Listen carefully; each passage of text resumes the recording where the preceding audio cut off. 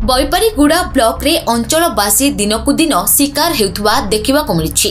गत किछि दिन तळे जणे युवक नकली ड्राइविंग लाइसेंस कराई देबा नारे कोर्ट चालान होइथिबा बेले आज निजकु श्रम विभाग रो अधिकारी परिचय देई उपांत अंचल लोकंकु नकली श्रमिक कार्ड दे लोकंकु ठकी पैसा नेउथुबा बेले दुई युवककु गिरफ्त करछि बैपारीगुड़ा पुलिस।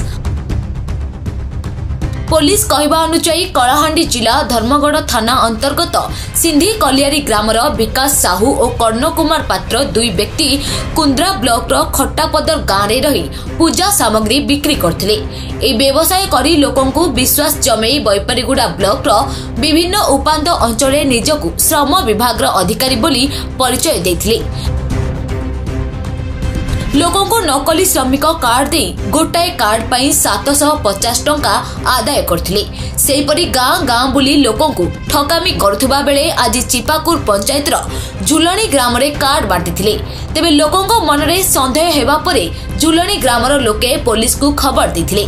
खबर पाई बैपारीगुड़ा थाना अधिकारी अश्विन कुमार पटनायक झुलणी ग्राम रे पहुंची दुई युवक को गिरफ्त करबा सह सेमानक ठारू गोटिए मोटरसाइकेल 3टी मोबाइल फोन 3500 टंका और गोटिए कलर प्रिंटर सहित 160 रु अधिक नकली श्रम कार्ड जबत करी थाना को आनिथिले।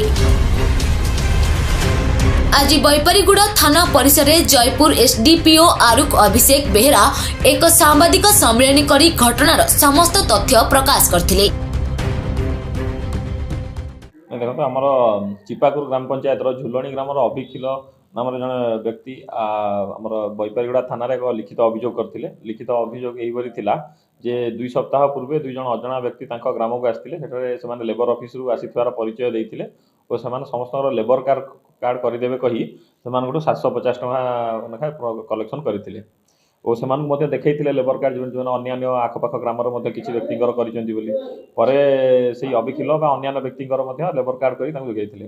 परे सेही व्यक्ति तांकर कोनोसी मध्ये संदेह उपजितिला जे जो लेबर कार्ड तांकु दिया जाइछि एटा ठीक कि नुहे। से लेबर ऑफिस जयपुर जोगाजोग कला पर से जानिया पाइथिले एटी नकली।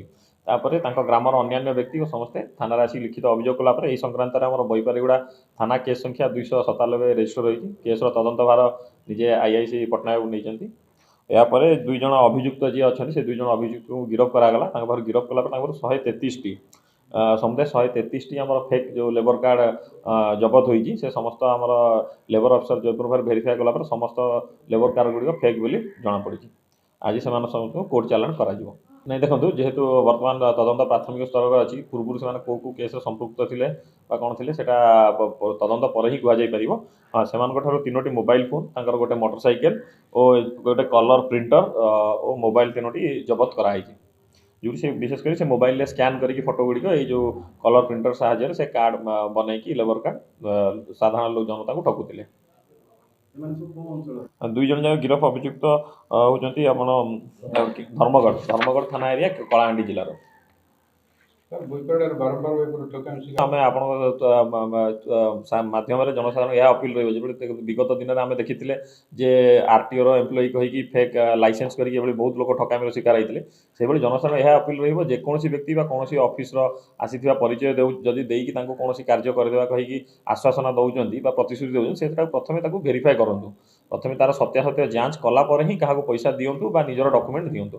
प्रथम से ऑफिस रे जोगाजोग करूँ टिके कष्ट हम कि ऑफिस जाए जोगाजोग करूँ यह भाव ठकामीर शिकार हूँ ना मिछ।